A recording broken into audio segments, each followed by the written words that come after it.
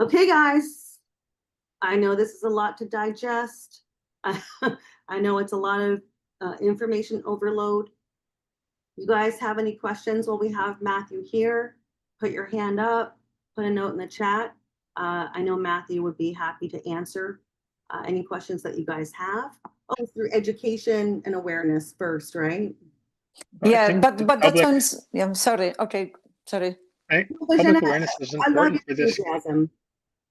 Absolutely. It's important for this case, right? Because there is not another case out there that's at the Federal Court of Appeal that's putting these issues on the record. Yeah. So the judges have a choice. If no one knows this case is happening, then they can say whatever they want. But if they realize there's a lot of interest in this, they only have two choices.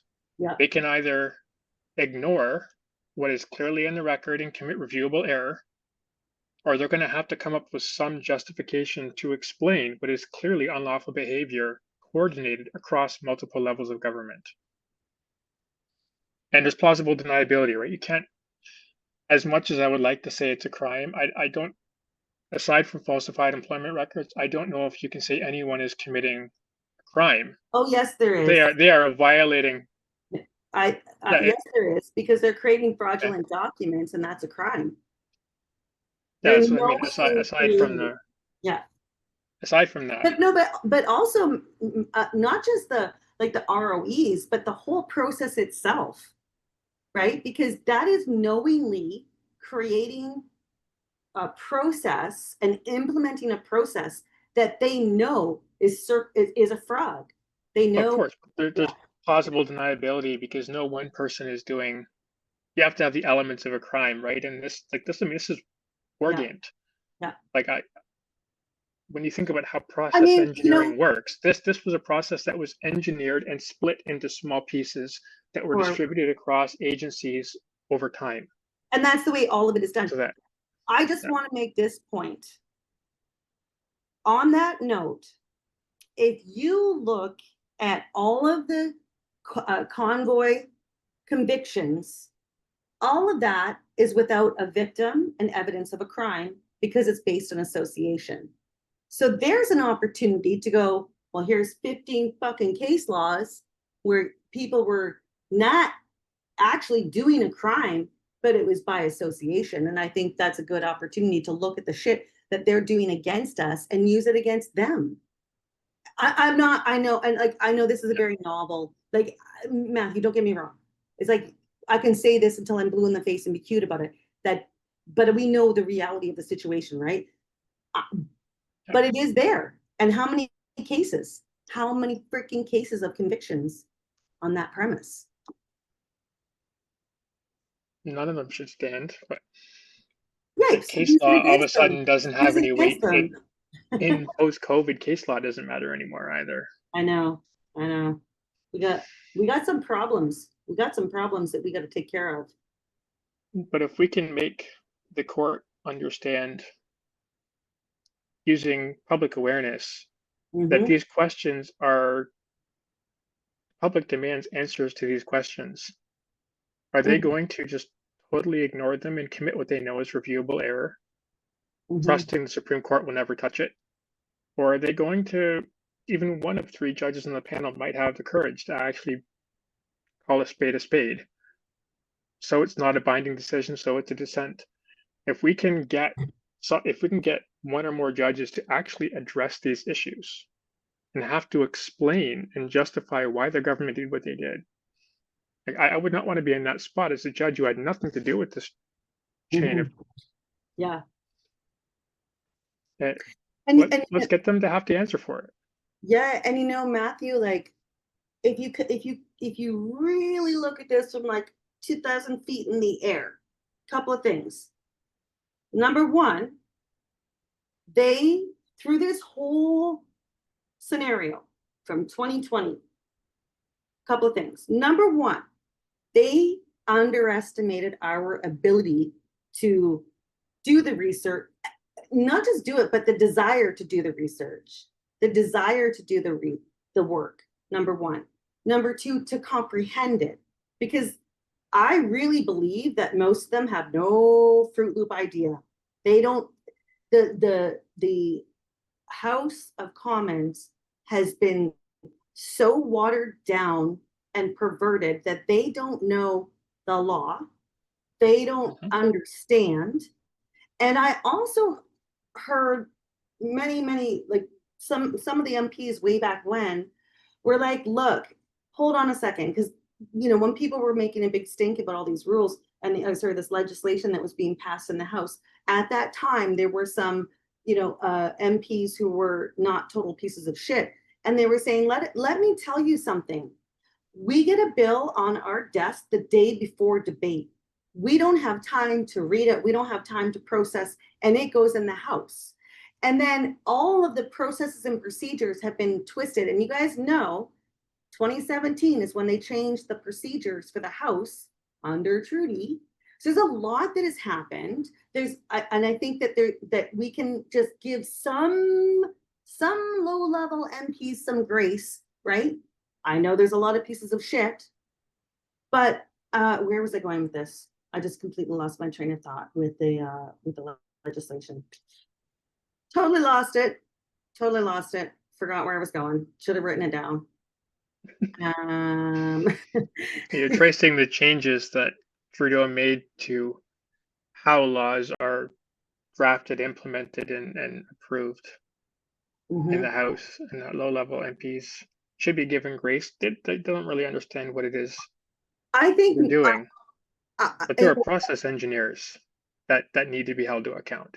Yeah, exactly. And I suspect that the people who, like, if you were to do a poll, I think there's 380 of them now, right? It used to be 338, I think, and now it's 384 or something. If you were to do like a poll and like, or a quiz, a pop quiz on like basic Constitution procedural roles and responsibilities, they would all fail. They have no idea. And I think this is also part of the challenge of the work that you're doing, Matthew, because the judges, some of them are in on it and some of them don't know. And I think it's the same issue. I think it's the exact same issue. They don't know the real Constitution. They don't understand what their actual role is supposed to be. It's a clusterfuck that's been going on for a long time. And in my opinion, most of that shifted with Trudeau and the Charter and pretending that the Canada Act is real and pretending all of these things, because it gave them the allowance to shift it and reshape the judicial system. The same thing happened provincially, right? Strong Mayor's Act. Yeah. All of a sudden, City Council has no more authority. It's 2 signatures. It's a mayor elected by Dominion machines and a CAO who is appointed. Who can well, they don't even call them mayors, the actually. They're not actually called mayors anymore. Which, if they were, they would be a peace officer. Yeah. As per the point that Karen just said, just like Amanda's JP, exactly. So there's a lot of work to be done here, and to your point, Matthew, it's really a lot of education and awareness. Now, what's the status of your claim right now? So we are waiting for a hearing date. Okay. All of our documents were docketed, they were accepted, there's no challenges. We're simply waiting. We asked for 2 full days of hearing, which is very rare. Most people get a few hours for an EI case. And I don't think there's any way to get a hearing date of multiple days during the emergency sittings in the summer. So I'm not expecting to get a hearing until September, maybe even October. I'd say at the very earliest. You might get a decision on when we're going to have a date, but that may not even come till September. So we're in this unique spot. As far as general cases, yes, the courts are still backed up. How many are COVID related? I haven't done that analysis. But yes, the courts are backed up relative to pre-COVID, and the number of cases being brought by self-represented litigants is significantly higher. Oh shit! Than before the pandemic. That's what I was going to say. That's where I was going with my little rant. Is that they fully expected, and that's exactly. Thank you so much for mentioning that. They think that we're going to get lawyers. I haven't seen the data to show the delta between pre-COVID and post-COVID with self-represented litigants, just in general. But I bet you it's got to be more than 50%. Think of It's way more. I have that data for the tribunal. If you look, I'll actually show it. So one of the documents in page 15. So if you go to our blog, and then on the home page, go down to templates, control decision making, and then sources at the bottom. I actually have a bunch of annual reports from different time periods in the tribunal. And there's actually regular reporting. I have, it's in one of these, I think it's the Vavilov one, but also if you pull up SST tribunal reports, that is dealt with in depth in the reports every year, the annual reports. So if you read through, I've read through them all. I can't tell you exactly which one it is. I think it's going to be the 23-24 and the 24-25, because this was still early in the COVID process. They were still slammed with a backlog in 21 and 2. So if you look at these reports, they actually talk about the shocking number of cases and how many are self-represented. Yeah. Okay. I encourage people to read through them. They actually give a lot of information that they probably shouldn't publish. Do you have a link for that? I think so. Just search for SST publications, or just go to the tribunal website and just search for publications. And it brings you to this. This is our official publication page. Is this 2020? Okay. Publications, here we go. So this has all of their different Okay, I see it. Okay. reports going back. It's on a timeline, right? So you can see their stuff. Yeah. Things related to KPMG that were prior are sorted differently. If you have to go back to the search, you'll see their KPMG stuff. They changed their names. They changed the names, they changed the reporting, they changed the URLs. So doing cross comparison is much harder because you can't pull archives. And that's from an engineering. Changing your URL endpoints is a lot of work. That's a choice. That is a design choice. You change the structure of hyperlinked pages. That's a high engineering cost. And there's not really good return, except for you've got no cross comparison. So one has to ask, why are we accepting that sort of engineering cost when the only benefit is you can't cross compare historically? Unless that is itself part of the calculus in the cost benefit analysis.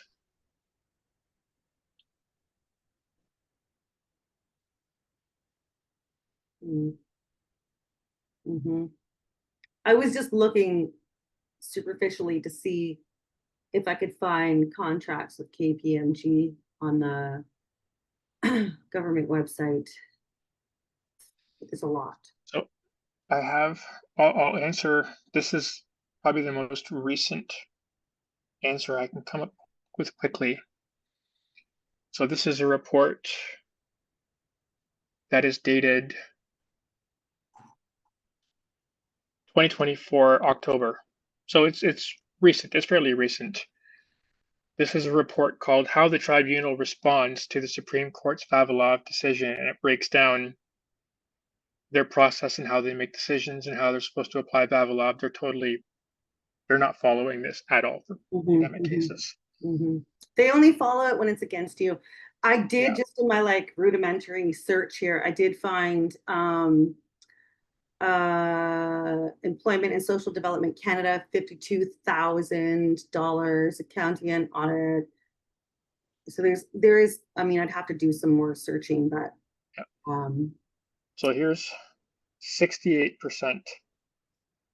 And this does not I gotta make it clear. This is before the pandemic because this only counts 2018 to 2021. Don't forget the mandates came in at the end of 21. Yeah. So before the mandates, 68% of claimants represented themselves. One of these reports also talks about self-rep, and that number It's probably exponential.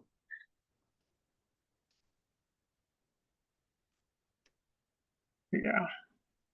I love the gender-based Doing- bias analysis. Oh, so I don't recommend doing live digs for things. I like looking answers I already have. I don't like looking for answers I don't know live. yeah, no, that's fair. That's fair. All right. Well, listen, we're gonna have you back. This Yep. ain't done. Guys, how big is this rabbit hole, guys? Do you think we're ever gonna hit the bottom? Share this. I'm cutting it up into small pieces. I think I don't know what Rebecca's planning on putting them on Rumble as well, but Well, we're live breaking on this Rumble. up. Yeah. Yeah, I'm not sure if you're gonna put the small ones on there too. If not, I have them on my site. For people who look at a 2-hour podcast and say, I don't really have the time, Yeah. giving them short little 10-minute segments, I think, because people need to understand. If the judges in this case are aware that they have to answer for obvious violations of the rule of law, it's just in your face. Let them answer for it, or let them say we can't answer for it. Yeah. But let's put the public pressure on them so they have to give some sort of answer to questions that have never been asked in a case before. Yep. Yep.